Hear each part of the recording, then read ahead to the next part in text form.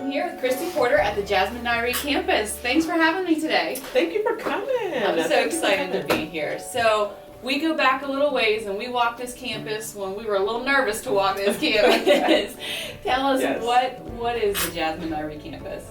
The Jasmine Nyree campus is a multi-purpose campus for special need adults and for just regular old typical people. You're a community-based campus, so you're going to be servicing the entire community. Correct. We will service the entire community, special need adults and just everyday typical individuals. Tell me a little bit about the services. I know at one point we had talked about there's someone local here that is doing their laundry all the way downtown. Correct.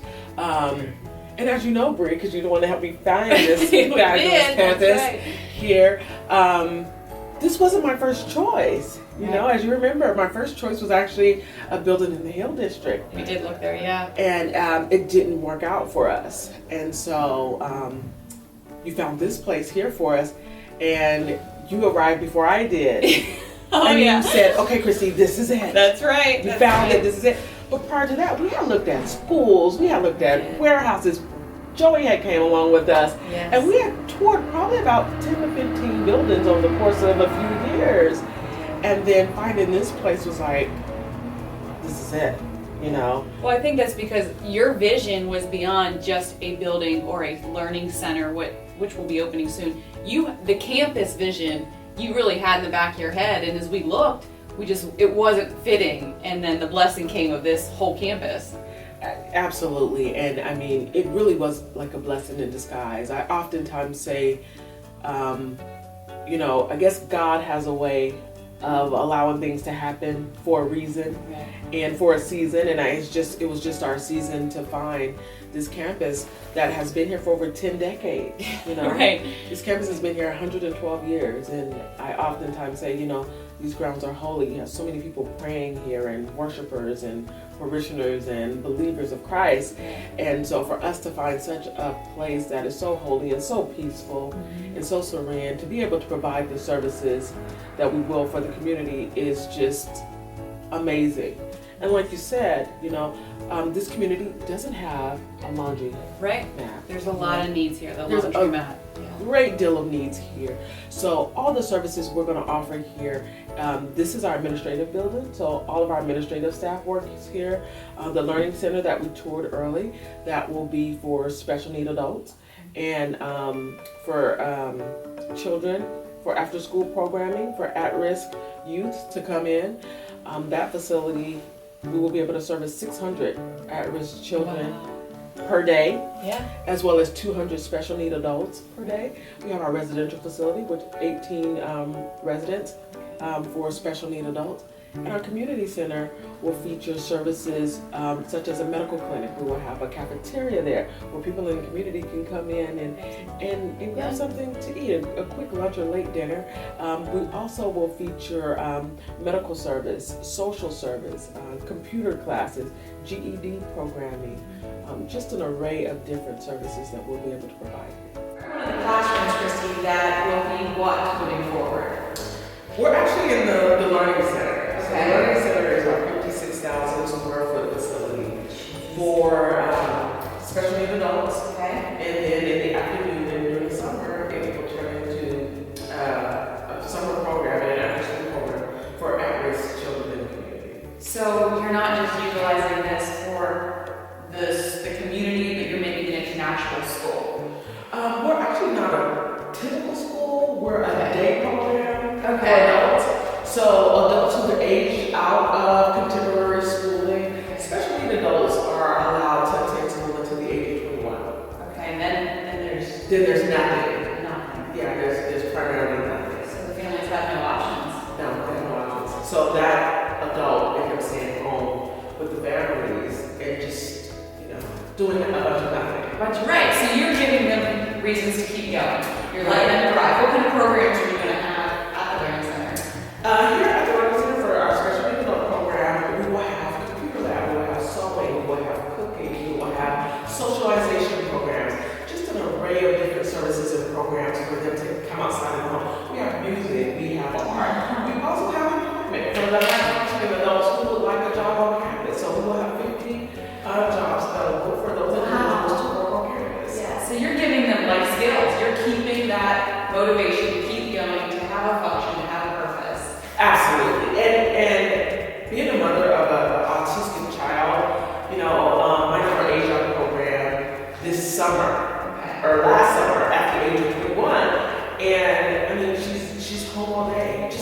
TV, because of COVID and, not being able to get out and interact and just have that socialization. I couldn't imagine what some of the other parents are going through who adult children may be older, that have nothing to do. So, one of these services and programs here to the Pittsburgh area is so needed, and we're happy. Oh, it is. I mean, I know when we first talked about this, I didn't know anything about, I guess you don't think about it unless it's directly affecting you. And I just think about my children in the summer and those 2 months. These families have this all year after their kids age out of school. Absolutely. They have it all year, as well as the supportive services that they're able to get on top of that socialization and then coming into programming. We have a medical clinic that is coming in here, so those medical needs will be met, as well as partnering with like the Pittsburgh Steelers and some other larger entities to go out and integrate them back into the community, taking them to Steeler games and just socialize. It's going to be so great. We're going to talk about those Steelers today. So, Christy, along with the Learning Center that you're offering for the adults with disabilities or summer programming for the community, you have a whole campus to offer people. Tell me a little bit more about the residential facilities going in, laundromat. You just mentioned the store that you're partnering with. Tell everybody what's going on. Yes. Our residential facility on campus here, our 185,000 square foot campus will offer residential assistance to special needs adults. Okay. Sort of like an assisted living program, but more so higher functioning adults whose families have either passed on or who are no longer able to live on their own, who will have residential assistance here for them. So they'll have their own independent living, their own apartment. So we have available 18 one-bedroom apartment units. Okay. And so for those individuals who need a little bit more assistance, we can then provide medical assistance for those individuals. And some of those individuals won't need any assistance at all. They just need someone to monitor their day-to-day lives and make sure that they're safe and sound. That they then will come here and attend day programming or go out into the community and work their typical jobs, which many of them are capable of doing. So yeah, I think that's a stigma that people that aren't related to or close with someone that has a family member like that need to get over. Some of these adults just need a little extra boost. They need a little extra monitoring, so they're very capable of a lot of things, and you're allowing them a safe place to do that. So they're still functioning very well. Right. It's just they need a little push, a little help. absolutely, that is absolutely correct. We have one individual who has signed up for programming. His mother and father has passed on. He's 35 years of age. He has a job. He rides public transportation to his job every day, and now he's living alone in the home that he's grown up in. And other family members are concerned that the home is too big and he just needs something a little bit smaller where he can still be productive, do his day-to-day activities, and then be amongst peers, Right. where he can socialize, interact with, and just have a great quality of life. Yeah, they always miss out on that community because people are hesitant. And so this is allowing them their own community with people like-minded, like functioning. I love that. Now you also mentioned too that we have Giant Eagle. Is that Yes. what I heard? So which Giant Eagle are we doing with Jasmine Nyree Educational Yes, I'm Center? so excited that we recently partnered with Giant Eagle. We will be a food distribution site. Wow. So individuals are able to go online to the Giant Eagle website, click on the Jasmine Nyree link, order their groceries, they can pick up here. So Oh, how wonderful. So Yes. you're making food come right here. I will give you a plug, knowing you personally, knowing you here for a few years before the campus got started. This has been a passion for you. And so even as facilities are not open yet or complete, as you can see, I mean, we're still in paint and drywall, and it is opening soon. You guys have been doing some food distribution all through last year, being a tough year for a lot of families with COVID specifically. But, I mean, talk a little bit, you guys did food distribution in the summer. We've had little block parties, before things got a little crazy, but I know Thanksgiving, you provided some meals. yes, we did. Being in a community that are a lot of single families, parents, a lot of these individuals who live in this community, they're essential workers, and times are tough and have been hard hit. So in order to kind of make up the gap where an income may have been lost, or a father may have losing his job, or a mother may have out of work, we came in and we provided Christmas meals, entire meals for Christmas that the family can go home and cook for their families, as well as Thanksgiving. So Thanksgiving and Christmas combined, we provided over 500 turkey and returnings for families here in the community, which is awesome. But we also partnered with the Pittsburgh Food Bank. Okay. So it's our food distribution site where families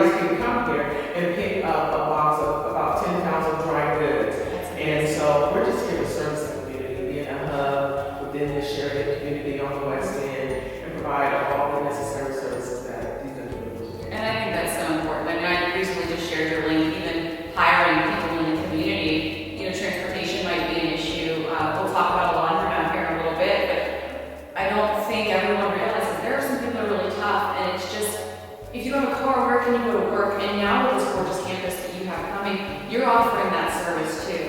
That there's just that extra boost. Here, we're going to help you get on your feet, and then you can get yourself going too. And I just love it. I love that the job opportunity you're offering for the community. Absolutely. By the time our campus is done, we'll have 300 jobs. 300 For jobs. the greater Pittsburgh area. I love it. Important part of the legacy to come is where the legacy came from. Christy, who is this beautiful picture of? This is a portrait of my dear mother, Patricia Jean. Okay, and tell me a little about Miss Patricia and Yes. how that has impacted what has gone on here. Oh my gosh, my mom was a great influencer on my life. You know, she passed 5 years ago from ovarian cancer, and she just instilled in me hard work, dedication. You know, you do good to people, you do right by people, good comes back to you, good follows you all the days of your life, and that's just the model that I live by.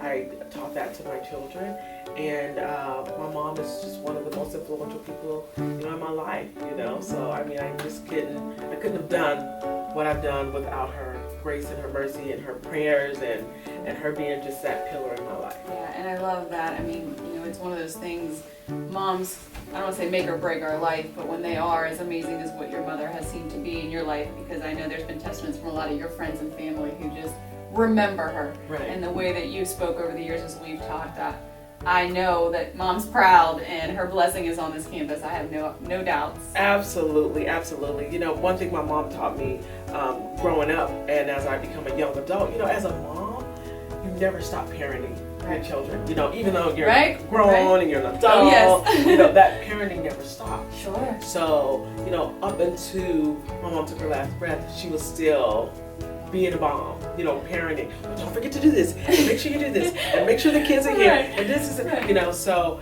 I mean, that lived with me, you know, and so that lives within me, and she is I, and I am she, or her, and that's just something I live by. I love it. Well, what a blessing to have her a part of this whole focused dream and what it's coming. Absolutely, and not only that, but my mom worked with me. Yeah. You know, she was a social worker. A part of you out there in California, that's right. Yes, my mom was a social worker for 25 years. Okay. She helped create the Black Infant Program, which now is a state mandated and wide program now for the entire state of California. She also created a lot of different programs for my own facility as well. So once she retired, it was a pleasure that I had to work alongside my mom for 5 years. Yeah. You know, just teaching and learning and growing and creating services and programs. So her being a servant to people as well, and she passing that to me and me passing that to my children, you know, that's generational. That's something that's taught. And starting the bottom up, I mean, just being able to start that networking with you and that niching of the services that now you can continue and learn from. What a blessing. Absolutely. Well, you're bringing them back together. You're making everyone connect that may have lived across the street, but I mean, they're spread out to go get something to eat, to have to do the bus transportation, just to do laundry. It truly broke my heart. We talked about that. Even I remember when you first purchased the campus, it was cold and someone didn't even have a heater. And I mean, that is a testament to you and your family. You have a heart for people, and there is no end of what you do for people. And I will toot your horn all day because I mean, your spirit is what I just fell in love with as a sister friend. It's just there. But, you know, providing people to just not being able to fathom, they had no heat. And, you know, to do that. And then to take that next generation. I remember you talking to me about the boys that were walking down the street and say, I'll get you a snack, we're getting you a belt too. Right. You know, teaching life skills, giving some guidance. And your husband Joey, you mentioned Joey Porter, former Pittsburgh Steeler and coach. And the way he's helped, you know, just bring some of these kids along, father figure to some of the community. Right. And being a mom, your kids are near and dear to my heart, and that next generation is ready. I know Jayla is ready to run things. Tell me a little bit about how your kids are a part of the campus. The great thing about it is, you know, being a family of service and starting my first school 18 years ago, you know, and my kids have always been a part of that, a foundation of that, with working with their sister, who is very low functioning and special need and has a special need. So it's only natural, just quite natural to bring my kids along as well and say, this is what we're going to do as a family. This is what our legacy work is. It's not about, what you obtain in life, but who you're able to go back and help and to be of some assistance. And just the knowledge that we have with working with our daughter, seeing different specialists and doctors and being able to provide quality care and service for her, I felt every family should have that same affordability to care and accessibility. I get emotional thinking of your kids because Jayla watched my kids a little bit here and there. I mean, your children have always worked as they're doing their own thing, but the love that they have for their little sister, for Jazzy. So we'll quickly just talk. Jasmine Nyree is named after your daughter, correct? Yes, Jasmine Nyree is named after my 21-year-old daughter, Jasmine, who has autism and other special needs as well.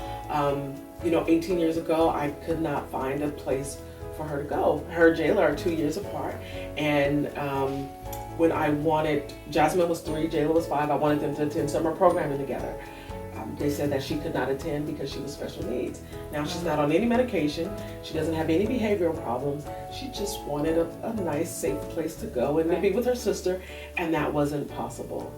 So being a mom, I'm like, okay, if there isn't a way, I'll create one. That's right. We do what we need to do. We do what we have to do. So we created the first Jasmine Nyree campus, or center. We're not a campus like this, but we created our first Jasmine Nyree Center in 2003. Started out in a 5,000 square foot facility and provided services to 60 families. And that was in California, And that's correct? in California, yes. And that has grown. That has since grown to a 25,000 square foot facility. We provide services to over 150 families per month, and we're happy to do so. Now we've grown here to an adult facility. Right. So you just keep it going. Just keep it going. Keep the family business going. Well, I love what I do. I love being able to visit here at the Jasmine Nyree campus, and I know that you all will too. If you have questions, of course, I will get you in touch with Christy. Thanks for what you do for this community, this city. I mean, the legacy will continue to grow, and I know your children will carry it well beyond. So thanks so much, friend. Thank you so much, Breanne, for doing this. I could not have found this campus without you. I'll take a plug. Yeah, right. So thank you so much for being just an advocate and me calling you all times of the day. I need a place, looking for a place. I found a place, and just being available. And I always will be, sister. Thank you, sister. All right. Many blessings, you all. Thanks. Thank you.